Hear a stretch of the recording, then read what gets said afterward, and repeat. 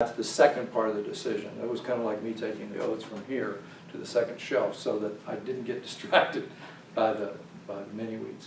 Yeah, someone else.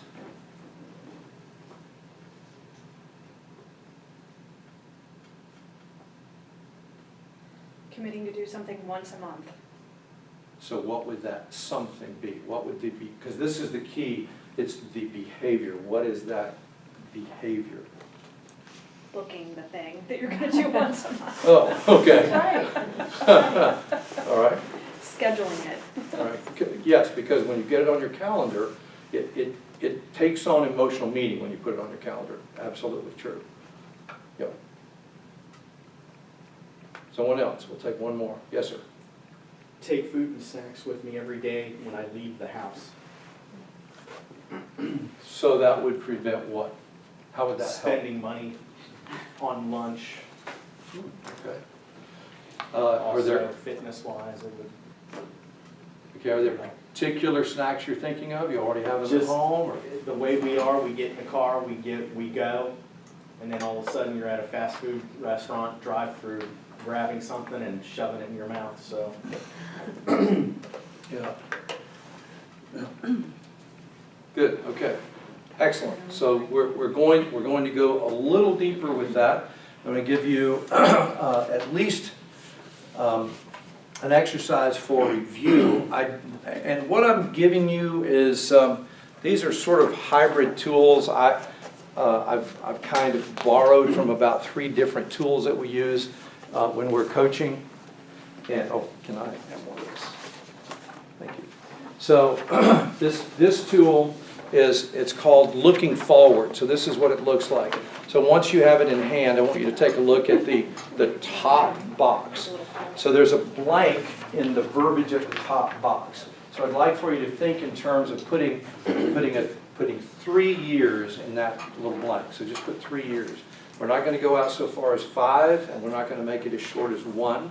So 3 years, if you look back, imagine if you're 3 years out and you look back, where do you want those things that you put in your life wheel, where would you like those to be? Where would you like to have grown to? What will life look like there? So it could be relationship, it could be career, whatever it may be. It could be recreation, it could be fitness, whatever. What would it look like? So in the yellow box, what would it look like? Just a brief statement.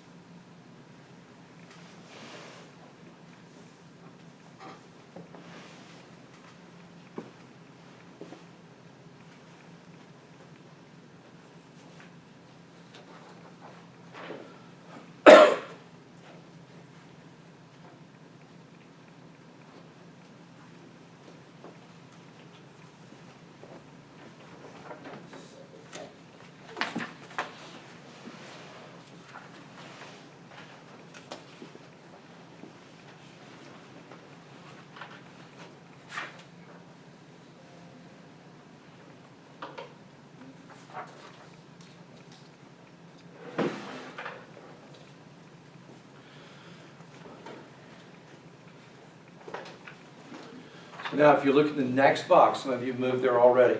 So in a coaching setting, what we would be doing, looking at this individually, is we would go into great detail in that top box and emotionally connect to what you wrote. How do you emotionally connect to it?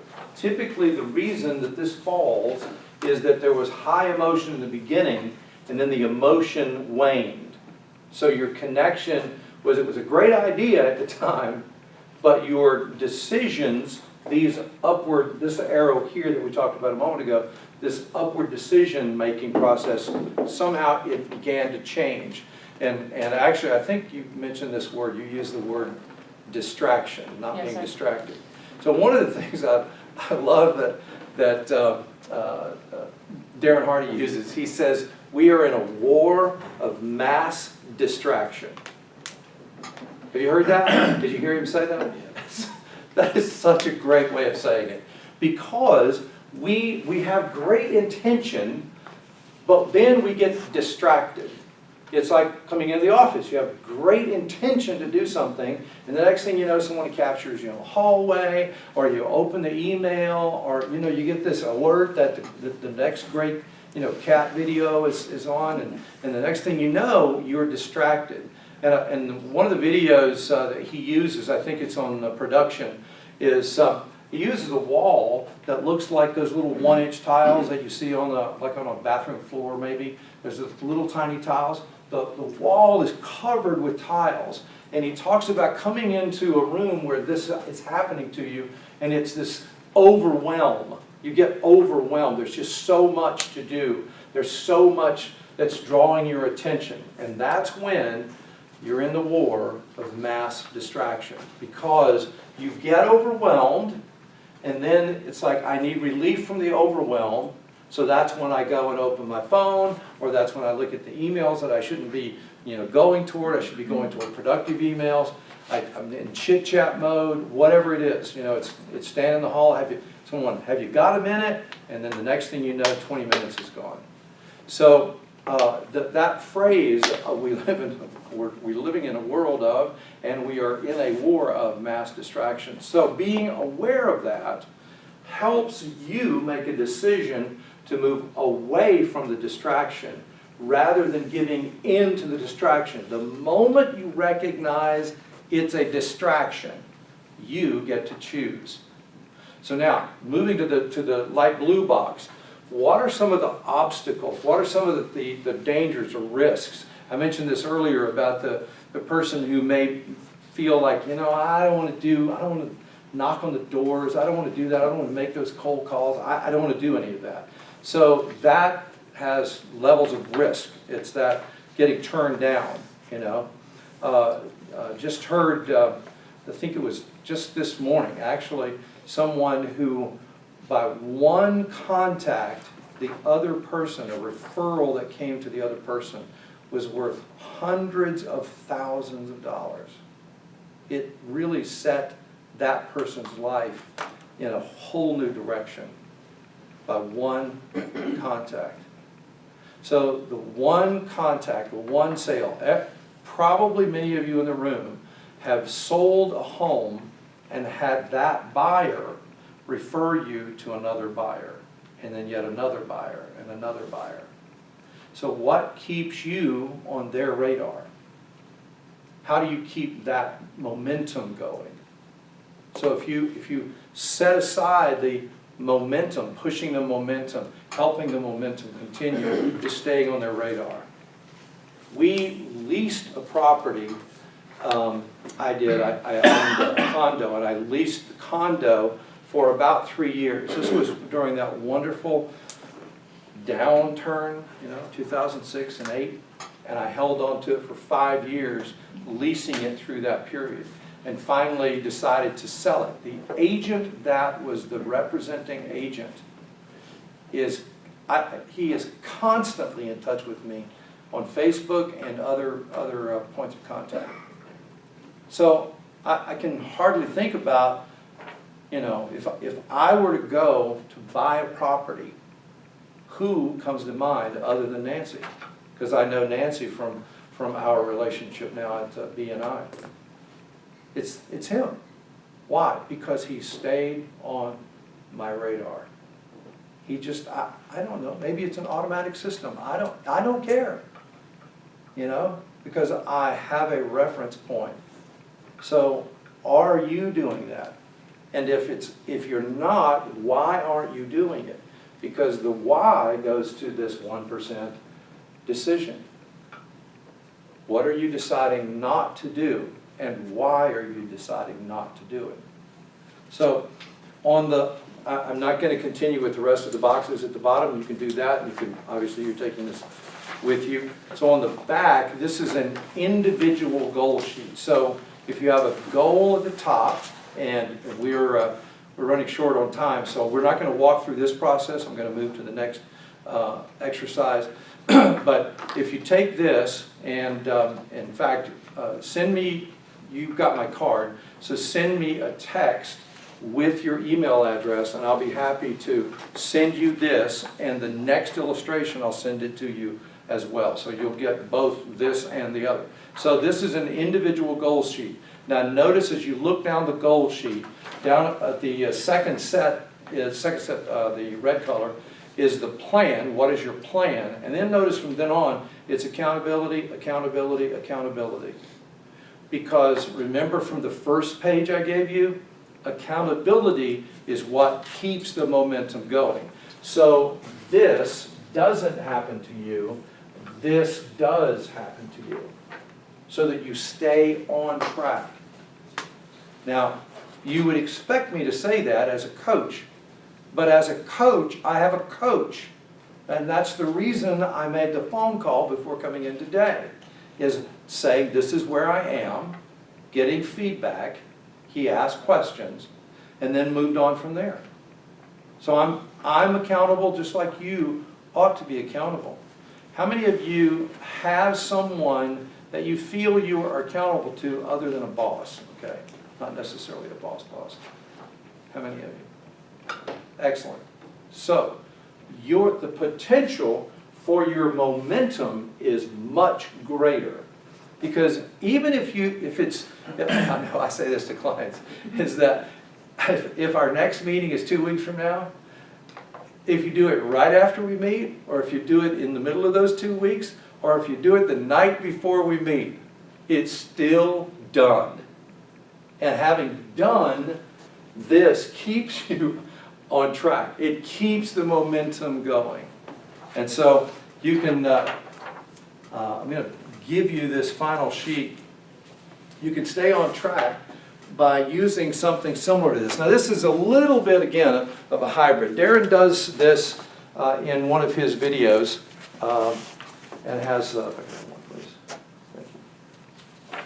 So Darren uses something similar to this in one of his videos. I will also send you this. So if you just send me your email, and I'll send you this as well. So this is certainly one that you would want to use on a regular basis. Now notice at the top, one of the terms that Darren uses that I like, that I incorporated in this, is vital. So what is it that's vital that keeps you en route, keeps you between the guardrails on your way to your goal, that you're following the map that you created in order to get there? And so what we've done from the beginning of the session today is we started kind of with the idea of just taking a moment of pause to think about what I need to do. What are the things that I need to do? Where do I need to focus?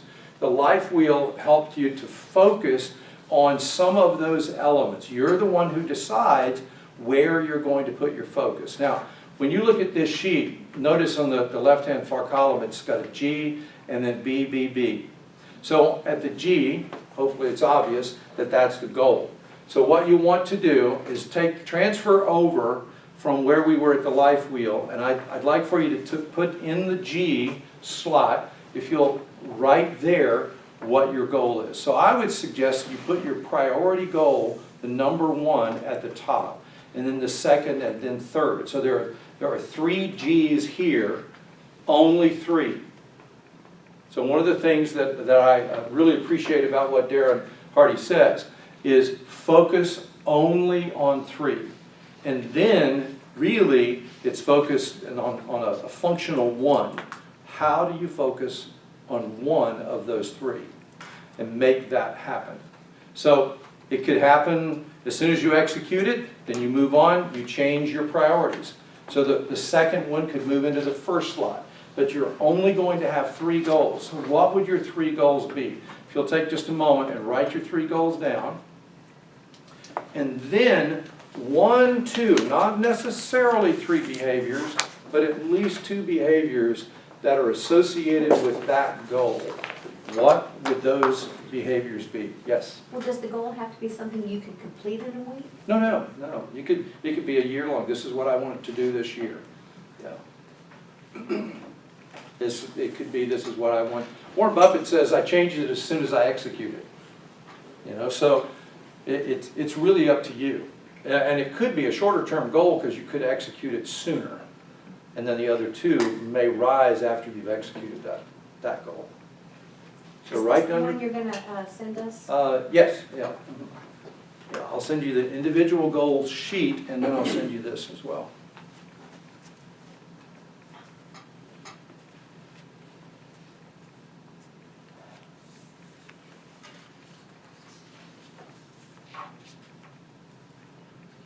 Now remember, as you're doing the behaviors, you're probably familiar with SMART goals.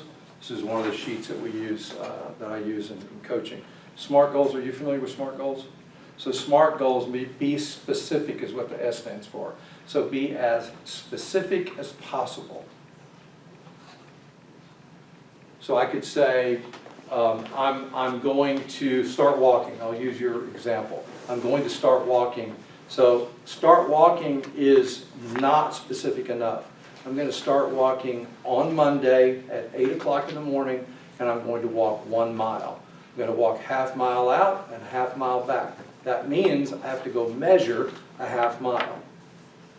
So there are specific behaviors connected to the goal. You have to be extremely specific. If not, it gets lost in the overwhelm. It gets lost in the haze, and then this happens to you. Because, you remember, next thing you know, you're watching cat videos or something, whatever you're distracted by. So the S, for those of you who aren't familiar, S is specific, M is measurable. And sometimes these get interpreted a little differently. Somewhere you're looking at may interpret them differently, but attainable is A. R is relevant, and T is time bound or time specific.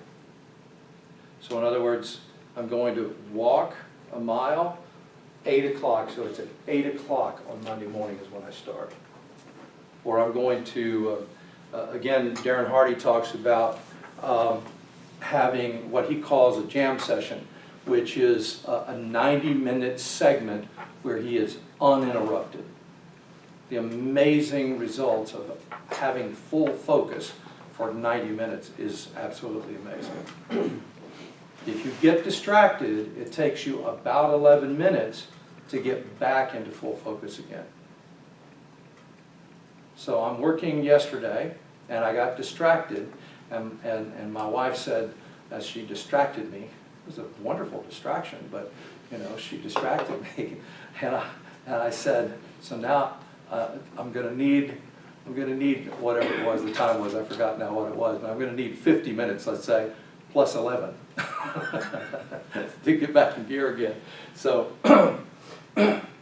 not angry because she distracted me, by the way.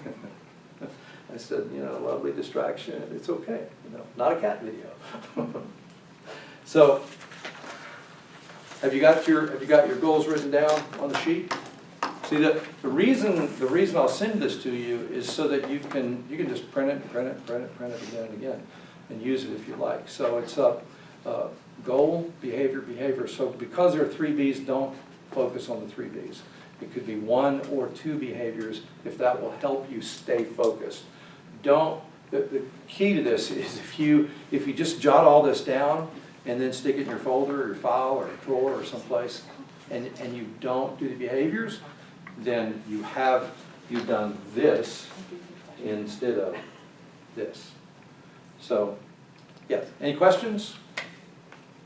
How do you use the other columns, the achieve, goal, and net columns? Okay.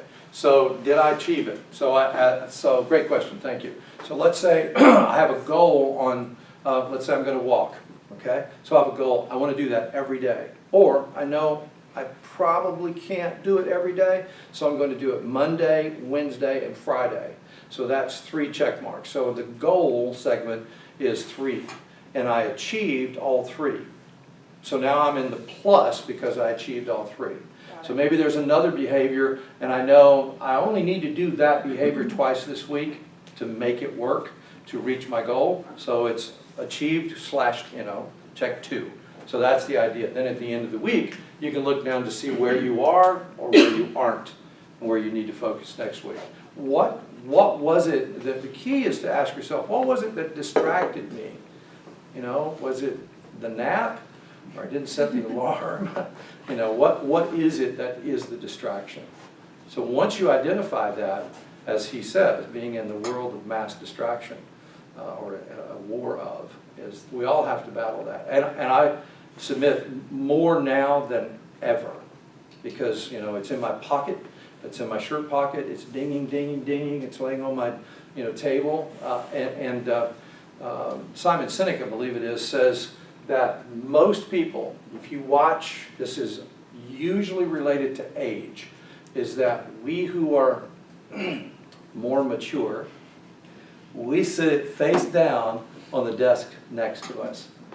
The younger person sits in the middle between their arms as they're typing so that they see the alert when it comes in. And that's typically an age difference. So imagine if that's how you work, and if it takes 11 minutes to get back fully focused, how often you are, you know, you're beyond the guardrails of where you're headed. So you're allowing, in fact, you're intentionally allowing this to take place rather than this. And always kind of fighting emotionally, you know, how did I get distracted? Why am I here? Why am I doing this? I should be doing that. I got to respond to that customer, you know, I got, et cetera, et cetera, et cetera, whatever. So, any other questions? Great question, thank you. All right, it's 1 minute till 12. I think, I don't know that I smell lunch, but I know it's over there.